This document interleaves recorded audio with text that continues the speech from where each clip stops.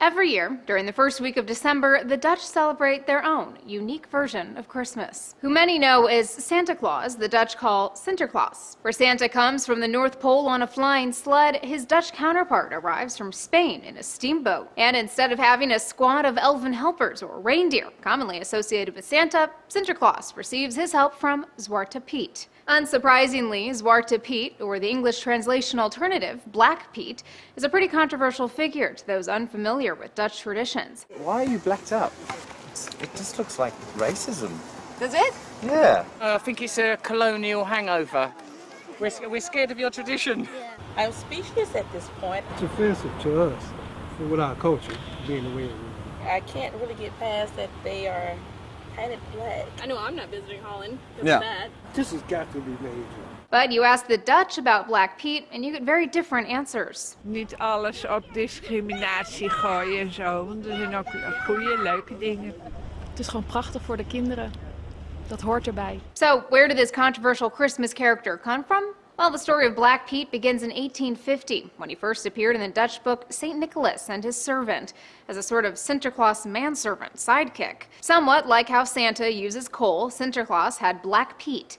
But in this case, if a kid was naughty, he'd stuff you in a sack, hit you with a switch, and then ship you off to Spain. Seriously. But over the years, Pete's role changed from being the guy in charge of discipline to being the guy in charge of entertainment. Possibly because the idea of having a blackface helper stuff kids in a sack wasn't exactly family-friendly. This led to the more politically correct explanation that Black Pete's face was not naturally black, but instead dirty from chimney soot, since he was going up and down chimneys to deliver presents. But more than 150 years later, a growing number of Dutch citizens appear to have had enough and have begun picketing Sinterklaas festivals.